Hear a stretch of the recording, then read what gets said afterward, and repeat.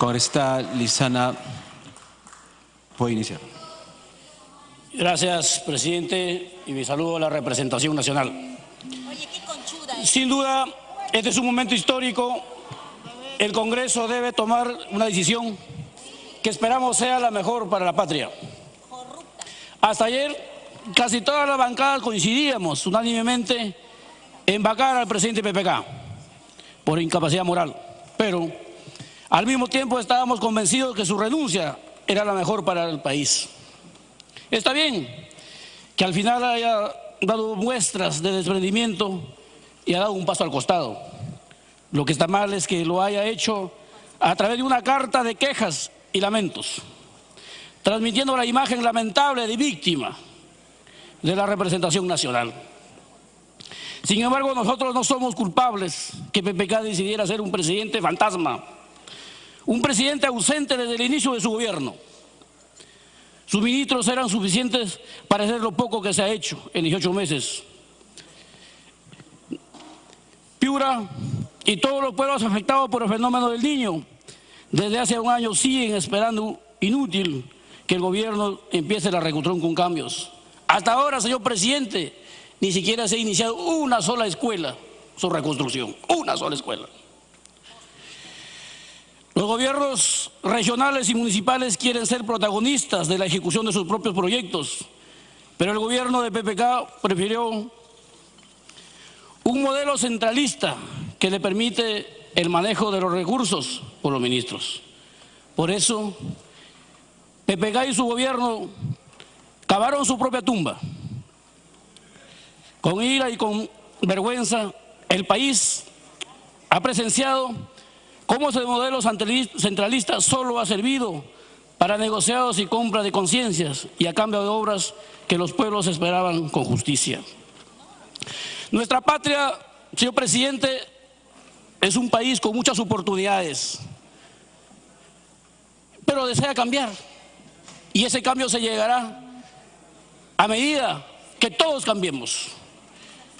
Desde nuestros pensamientos, desde nuestras obras que hagamos día a día, desde ahí tiene que partir ese cambio. Ese cambio de invertir en la educación, por ejemplo. Por lo menos igualarnos ahora el Perú del PBI hasta el 3.7%. Si quiere igualar a Bolivia con 7.5%, imagínense. Si algún día pensáramos igualar, por ejemplo, a Cuba, 12.5%. Entonces, el Perú es eso. Escuchamos ahora que se vayan todos. ¿Quiénes lo alientan, señor presidente? ¿Quiénes lo alientan a que se vayan todos? Lo alientan los cobardes que se quieren correr ahora de la responsabilidad. Minuto, culmine, por favor, congresista. Quiero quedar aquí para defender, como joven político, quiero quedarme aquí, no que se vayan todos. ¿Y quiénes lo alientan? Lo alientan quienes escribían en las agendas de Nadine Heredia. Lo alientan quienes eligieron a Alejandro Toledo. Lo alientan quienes eligieron a Ollanta. Lo alientan quienes ayudaron a PPK. Váyanse ustedes, renuncien, cobardes, y dejen a las personas honestas a trabajar responsablemente. He sido alcalde y por eso soy descentralista. Por eso tengo la esperanza de que el presidente Vizcarra, como expresidente regional, dará impulso a los gobiernos regionales y a los gobiernos locales como actores fundamentales de desarrollo y en favor de los más pobres del Perú. Muchas gracias, señor presidente. Gracias. Congresista Curro, 2 minutos. Gracias, presidente. Desde hace varias décadas observamos la vida política de nuestro país, como si hubiese desencadenado en actos de delito. Y esta enfermedad de delito ha llegado a tal punto de que el Estado es el vehículo como promotor de actos de delito y de corrupción. la población peruana concibe a este Estado como un Estado que defiende la injusticia, que desatiende las múltiples necesidades de los pueblos más rincones de nuestro país. Y la constitución política del Estado favorece a la injusticia, favorece a las empresas, favorece a los empresarios corruptos. Y en cualquier parte del mundo, en cualquier sociedad, se muestra que el capitalismo es la madre de las injusticias y corrupciones. ¿Qué le decimos al pueblo? De que los congresistas están ofreciendo a sus colegas puestos de trabajo, obras de ejecución en las regiones. ¿Qué clase de padre de la patria es eso? Millones de peruanos hemos visto un video espeluznante en que se graba como si fuera Minuto para que culmine, congresista Curro. como aquellos que vivían en la vida de lumpen para chantajear y seguir con el poder. Escuche, pueblo peruano, de que los delincuentes no defienden la democracia, no defienden al país, defienden sus intereses y no los intereses del pueblo.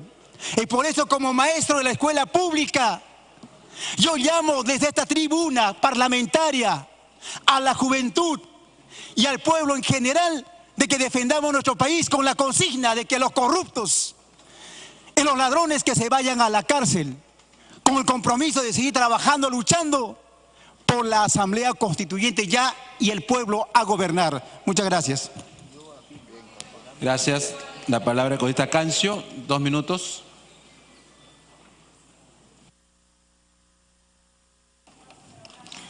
Gracias, señor presidente. Yo he escuchado, señor presidente, a opinólogos muy renombrados decir: ¿puede las mentiras ser suficiente para vacar a un presidente? Esta frase, señor presidente, resume el grado de degradación en el que está nuestra sociedad. Porque la mentira y los antivalores se han vuelto una cosa común, una cosa corriente en nuestro medio. Son parte del paisaje, al extremo que ya no parece ni siquiera un pecado, y mucho menos una acción vil, deshonesta y sucia. Y algunos, claro, terminan pensando que algunas mentiras, pues simplemente no pasa nada, no implica nada. Este es el tema fundamental. Yo creo que una mentira basta para que un presidente sea vacado. Porque la corrupción, señor presidente, no es un tema administrativo, no es un tema coyuntural. La corrupción es un tema estructural. Y es el sistema y es el modelo el que engendra corrupción a diario. Y mientras no tomemos medidas estructurales que corrijan esta situación, sencilla y únicamente no vamos a poder derrotar a la corrupción. Necesitamos que nuestra educación forme personas íntegras, honestas y laboriosas. Necesitamos que nuestras políticas garanticen trabajo para todos los peruanos. Si no, no vamos a poder hacer nada contra la corrupción. Y el otro tema, señor presidente, es de que este no es un final, sino es el comienzo de la lucha contra la corrupción, porque la lucha contra la corrupción es una lucha gigante. Apenas si estamos empezando y apenas hemos tocado la temática de la corrupción nacional. No hemos agarrado ni siquiera, ni pizca, ni siquiera hemos rozado la corrupción que hay en los gobiernos regionales y en los gobiernos locales, donde todavía impera la ley del diezmo, la ley de la coima, a pesar que estamos combatiendo la corrupción. Tiempo adicional para que culmine, por favor. Y señor presidente, Si usted no sabe, no hay obra en el Perú que no tenga una adenda. No hay obra en el Perú que no tenga una ampliación de plazo. No hay obra en el Perú en estos momentos que finalmente no tenga que ser sobrevalorada y donde no se haya cometido actos y latrocinios de corrupción. Y no estamos en la capacidad de las instituciones que el país tiene en el Estado para combatir la corrupción. No está en la capacidad porque no tiene ni el marco legal ni las potencialidades para evitar esto. Y eso es lo que tenemos que corregir. Eso implica medidas estructurales para poder combatir finalmente a la corrupción y reconducir al país hacia un destino mejor y al desarrollo, señor presidente. Muchísimas gracias. Gracias, congresista. Tiene la palabra el congresista Montenegro, 3 minutos. Congresista Gloria Montenegro, 3 minutos.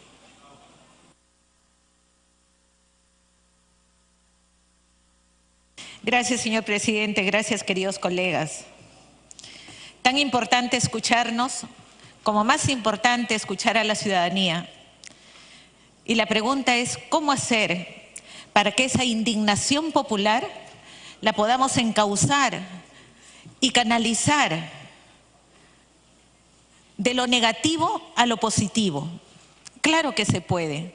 Se puede con un trabajo conjunto, propositivo, inmerso dentro de la vida cotidiana de ellos, inmerso dentro de su sistema de trabajo, pero sobre todo de todas las necesidades pendientes que el Congreso tiene todavía con ellos.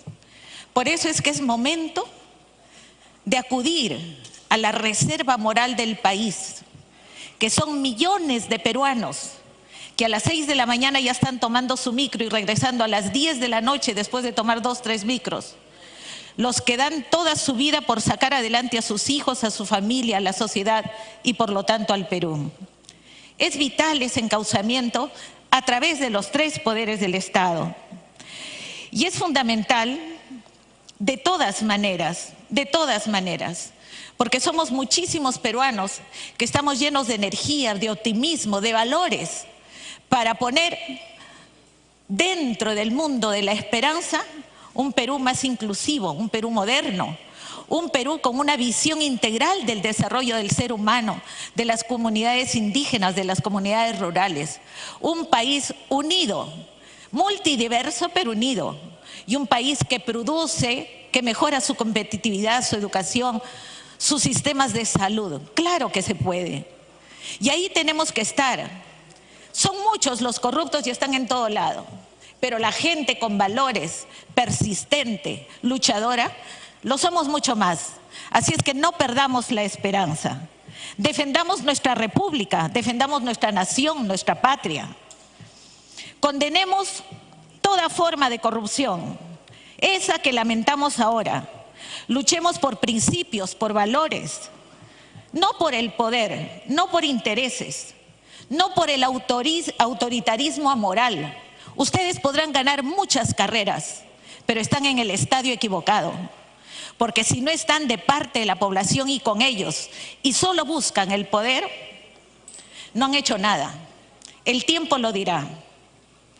Defendamos la Constitución, defendamos las instituciones y su autonomía. Es vital respetar nuestro reglamento. Mejoremos nuestro desempeño día a día en las comisiones, en las mesas de trabajo, aquí en el Pleno. Elevemos el debate. Y no mejoremos para mejorar nuestra imagen, no. Mejoremos para... Continúe. Para elevar nuestra esencia de congresistas, para mejorar el sistema. Pero sobre todo, es fundamental entender y comprender que en ese encauzamiento de la indignación popular está el Ejecutivo, el Legislativo y el Poder Judicial, los 3 poderes. Yo solamente quiero decir que formemos una plataforma de respaldo al nuevo presidente y solamente quiero recomendarle que el coraje es el principal valor que da sustento a los demás para no dejarse nunca arrinconar de ninguna fuerza popular. Gracias, señor presidente. Tiene la palabra el congresista Lombardi. Congresista Lombardi, 3 minutos, me dicen. Muchas gracias, señor presidente. Buenas noches, colegas. Se ha mencionado reiteradamente en la jornada de hoy la gravedad y la profundidad de la crisis por la que atraviesa la República. Y efectivamente es muy grave, pero podrá ser superada, como hemos superado otras crisis, siempre y cuando no sigamos enterrando la cabeza en el pasado, como han hecho algunos de los congresistas que me han antecedido, y siempre y cuando no continúen entre nosotros quienes se autodefinen como pepitas de oro cuando son en realidad lamparones de mugre. Dicho esto, señor presidente, no me siento eximido de expresar la decepción que me causan los hechos que hemos conocido en los últimos días y que involucran al presidente Kuczynski. No sería grave que causaran decepción en una persona que confió en ellos. Lo grave es que causan decepción en millones de personas que confiaron en este gobierno, aunque fuera porque lo veían como el mal menor. Esa decepción es, señor presidente, la que hace que una inmensa mayoría de ciudadanos hoy en la calle griten que nos vayamos todos. Y eso no haría sino agravar la crisis que estamos viviendo. No siempre podemos actuar en función de lo que nos pide la calle, pero tampoco podemos, señor presidente, colegas congresistas, actuar de espaldas a lo que pide la ciudadanía y a lo que siente la calle. Si seguimos sin enfrentar la reforma política y electoral que piden la calle, que pide la institucionalidad democrática, no vamos a lograr mantener, porque es cierto, como decía el congresista Velázquez, que tenemos una legitimidad de origen, pero hemos perdido o estamos perdiendo a pasos acelerados, señor presidente, la legitimidad de ejercicio. Y esa es la que debemos recuperar si es que somos capaces, a partir de hoy, de hacer un pacto explícito por la reforma política y por la reforma electoral. Ese será nuestro gran desafío. Tenemos que mirar hacia el futuro y no seguir pensando en el pasado, señor presidente. Tenemos que ser capaces de escuchar a la ciudadanía para poder representarla de manera cabal. Y en lo que se refiere al Ejecutivo, yo no creo en los apoyos incondicionales que algunos han expresado, pero sí creo que hay que extenderle a Martín Vizcarra, quien a partir de mañana presidirá el país, por lo menos el beneficio de la duda y otorgarle el apoyo para que pueda gobernar representando al país. Ese es nuestro gran desafío. Espero que no sea en vano, señor presidente, pedirle a usted y a través suyo a la representación nacional que pensemos en el futuro del Perú y en el bienestar de los peruanos. Muchas gracias. Gracias. Tiene la palabra la congresista Vilca Toma, tiene 4 minutos de la agrupación Fuerza Popular.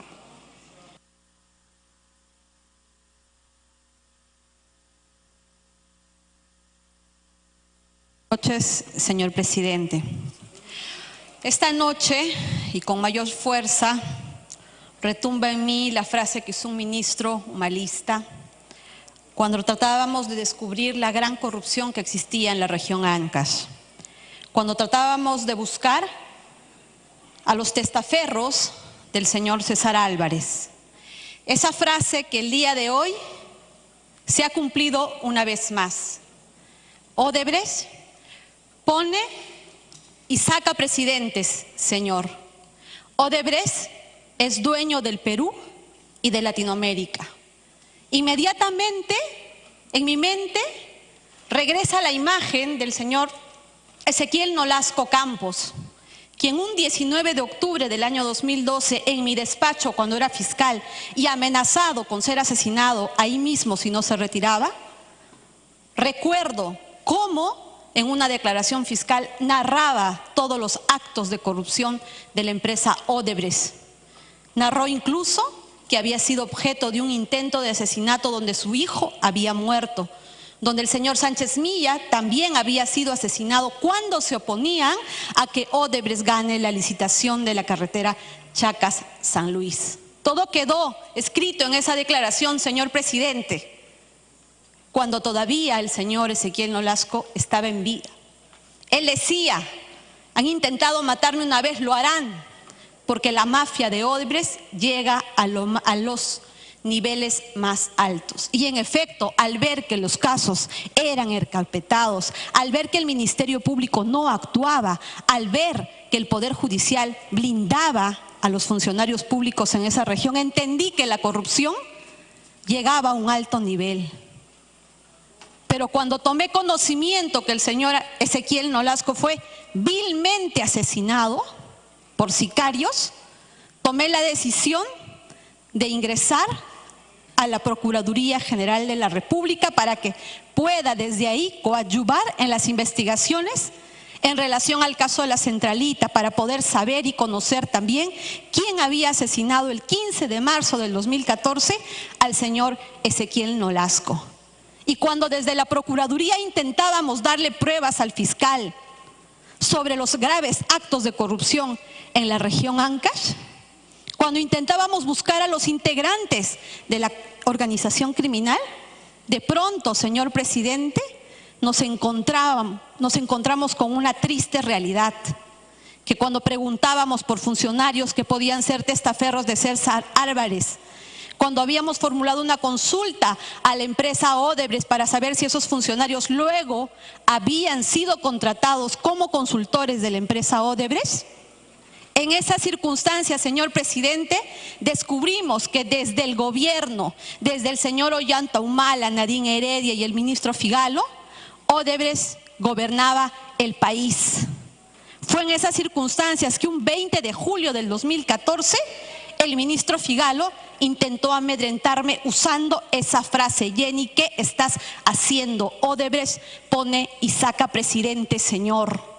En ese momento me preguntaba, si estoy buscando a los delincuentes, ¿por qué termino en la figura presidencial? ¿Qué está pasando? Y obviamente esa denuncia, señores, con documentos, me valió la destitución, porque la caída del gobierno humalista empezó un 7 de diciembre del año 2014, cuando tomé la decisión de denunciar todos esos actos de corrupción, de coacción que existían en relación directa a la empresa Odebrecht. Recuerdo mucho que el 14 de diciembre, cuando denuncié ante los medios esta injerencia por parte del Ministerio Público, algo raro pasó.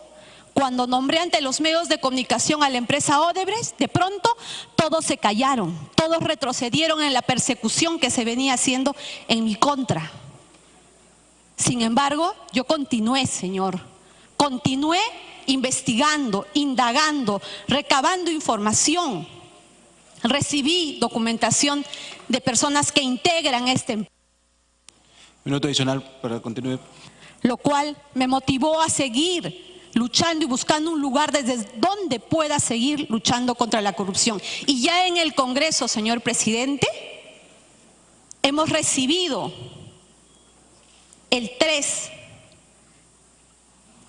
de diciembre la confirmación ante un pedido que habíamos hecho ante la empresa Odebrecht. Otra vez un integrante de esa empresa me buscaba para decirme: doctora, mande nuevamente un oficio a Odebrecht y pregúntele si PPK ha sido su consultor.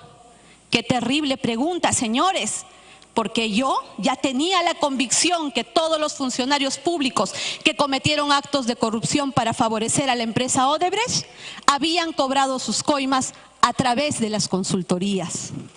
Es así que inmediatamente, después de haber visto la documentación y haber recibido la información, le pedí a mis mismos colaboradores que en aquel entonces me acompañaban en la Procuraduría y les dije: parece que otra vez vamos a descubrir a los consultores de Odebrecht y enviamos ese oficio a la empresa preguntándole sobre todo tipo de servicio que hubiera brindado el señor Pedro Pablo Kuczynski a esta empresa. Y bingo, pues, una vez más descubríamos lo mismo, se confirmó que la empresa Odebrecht pagaba a sus Culmine, por favor, congresista. consultorías. Es más, comenté con varias personas cercanas a mí que conocían estas investigaciones.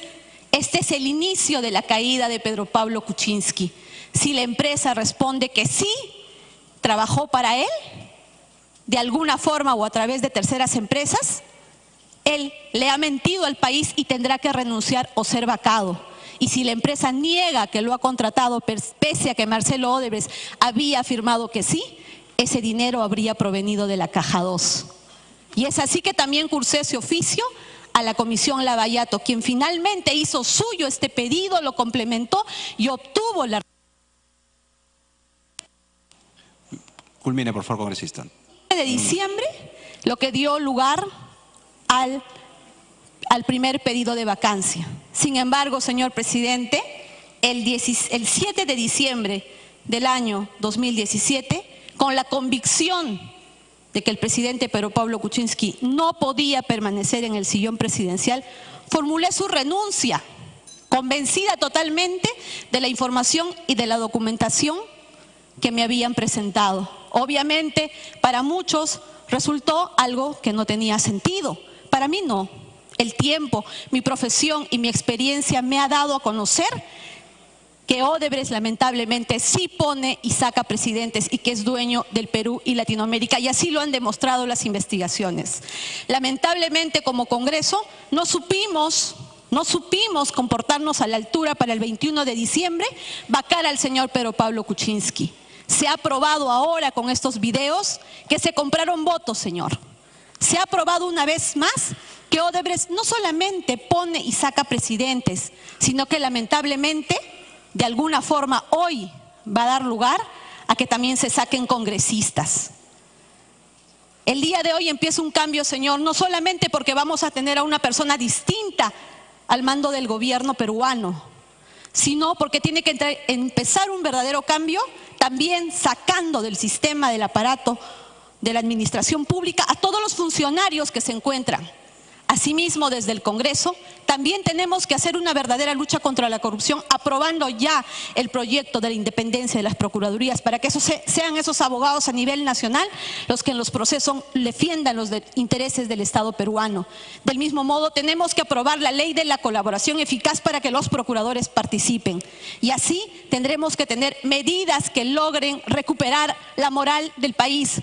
Recuperemos el país, señor, y solo así tendremos la alegría de soñar con un país sin corrupción.